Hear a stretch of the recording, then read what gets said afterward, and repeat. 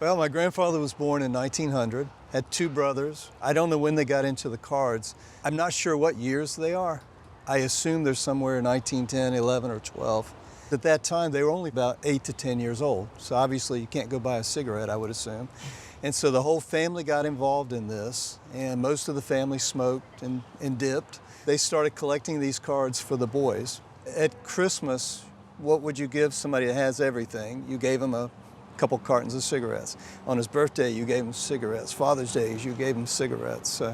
He was like a carton a day smoker when he got into his older years. My dad passed away about 8 years ago, and these are kept in a safety deposit box at the bank. Not until that time did I ever see these cards. I just heard stories about them. These are called T3 in the catalog of cards. They're called Turkey Red cards, and Turkey Red was the cigarette maker.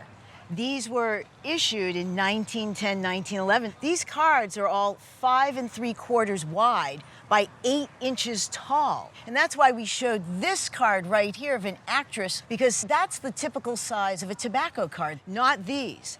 This set is considered to be the biggest, the boldest, the best, the most beautiful cigarette card set for sports. 10 coupons you had to send in from Turkey Red cigarette packs. I've got like 77 cards. North Carolina is known, and in this area, Raleigh-Durham is known as Tobacco Road. Right.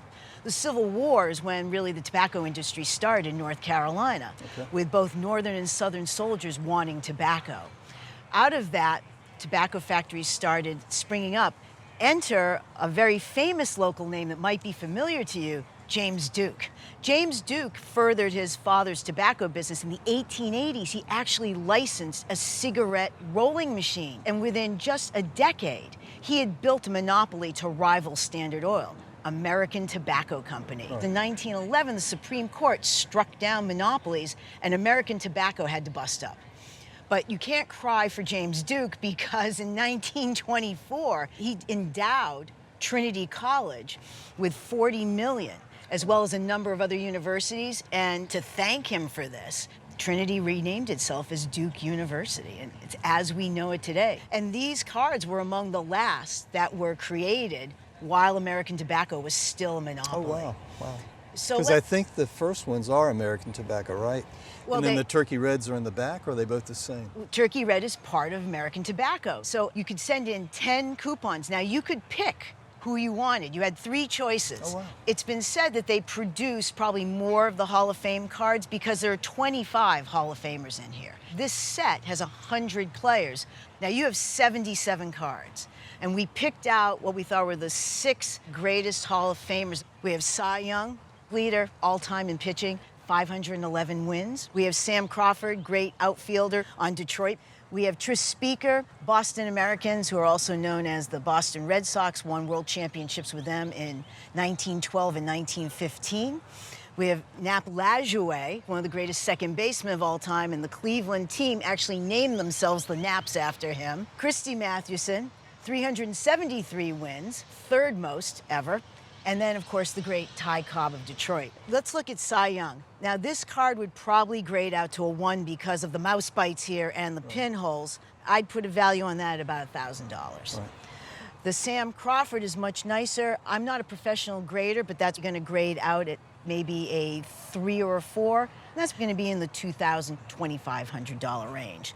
Tris Speaker has some age spots here and probably grade out somewhere around a 3, and that's going to be somewhere around $3,000 to $4,000. Nap Lajoie, a 3 or 4, again, somewhere in the vicinity of around $3,000. Christy Mathewson is just very vibrant, probably going to grade out a 4 or 5. Now, this could easily be $5,000 to $10,000. Ty Cobb is by far the best card in the entire set. It's the most sought after, the most desired, because he's considered to be the greatest player of that era. Still has the highest batting average to this day, 366, the Georgia Peach. In this condition, I think that's going to grade out somewhere between, again, a 3 and a 4, a minimum of $25,000 to $35,000 for the Ty Cobb. Amazing. Now, you have a partial set, you don't have a complete set. Complete sets are very, very rare. I'd place an auction estimate of $75,000 to $100,000. Wow. Yeah, that's awesome. I would insure it for at least $150,000. Okay. That's awesome.